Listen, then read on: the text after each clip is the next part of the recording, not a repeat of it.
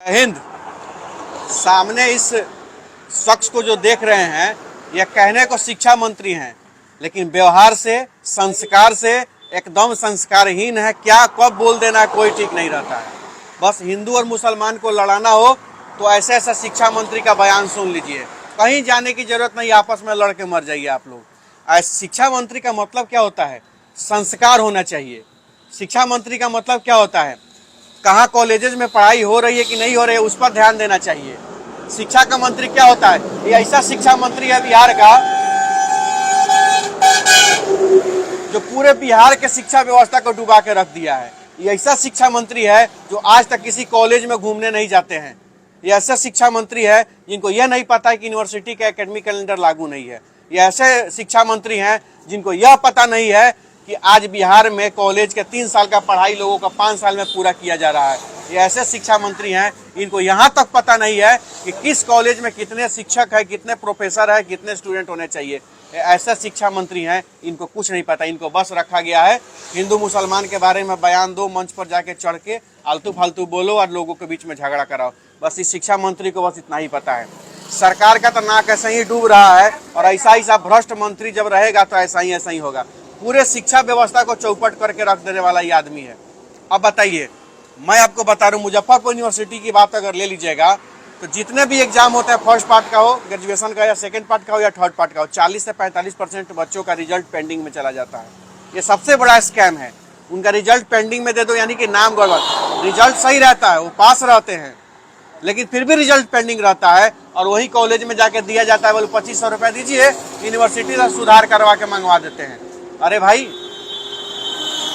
Exam दिया, पास किया, तो फिर नाम में मिस्टेक हो गया, रजिस्ट्रेशन नंबर गड़बड़ा देगा, सब वहाँ पे रोल नंबर गड़बड़ा देगा, कहीं साइन छोड़ देगा, कहीं नाम में कुमार का कुमारी कर देगा, और वहीं सुधार करवाने के लिए 2500 रुपये का स्कैम चालू होता है कॉलेज में कुछ कर्मचारियों के द्वारा।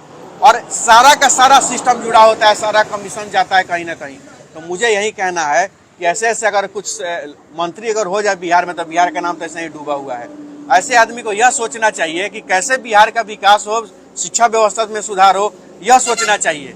लेकिन यह इंसान यह नहीं सोचता है। बस इसको रखा गया है आलतू फालतू बयान। कभी रामायण को लेकर बयान दे देगा, कभी ब्राह्मण को लेकर बयान दे देगा। अब देखिए अब क्या बोल रहा है। अब जन्माष्टमी के अवसर पर एक कार्यक्रम रखा जाता है, उस कार्यक्रम में चढ़ के उस मंच पर जाके बोल रहा है क्या कि पैगंबर साहब जो थे, प्रोफेट जो थे सल्लल्लाहु अलैहि वसल्लम, मोहम्मद साहब थे, वो मर्यादा पुरुषोत्तम थे। अब बताइए, मामला कहीं और का लेके कहीं और जा रहा है, किसी और को खुश करने के लिए कहीं और दंगा भड़काने का काम करता है। तो ऐसा ऐसा शिक्षा मंत्री का क्या मतलब है? Education system.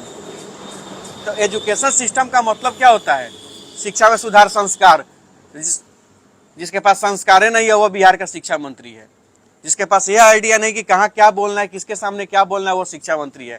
जिसको शिक्षा का कुछ पता नहीं, एजुकेशन का मतलब, वो शिक्षा मंत्री है। This person has no idea that how to manage the education system of Bihar.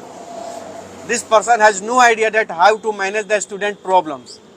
This person has no idea that how to improve education system in Bihar. They have no idea. He knows only controversy. Bihar के आपस में बिहार के लोगों को लड़ाओ, ना विकास पर ध्यान जाएगा, ना शिक्षा पर ध्यान जाएगा, ना स्वास्थ्य पर ध्यान जाएगा। जात और धर्म के नाम पर तुम लड़ते रहो, हमारा काम हो जाएगा। ये लोगों को वोट से मतलब है। ये केवल इनको वोट से मतलब है और राजनीति से मतलब है। और ये लोग राजनीति को लेकर के किसी को भी सूली पर चढ़वा सकता है बिहार के, चाहे वो किसी भी जाति से हो, चाहे किसी भी धर्म से क्यों ना हो। सीधी सी बात है। तो मैं बस इतना ही कहना चाहता हूँ, ऐसे ऐसे आलतू फालतू लोग अगर कुछ आलतू फालतू बयान देते उसको इग्नोर मारिए, उस पर ध्यान देने की आवश्यकता नहीं है। आगे का काम देखिए और आगे शिक्षा कैसे व्यवस्था सुधार हो, इस पर ध्यान दीजिए। और ऐसे ऐसे लोगों का विरोध करिए। ऐसे ऐसे लोगों को तो कहीं किसी कार्यक्रम में बुलाइए ही मत। सीधी सी बात है। जय हिंद।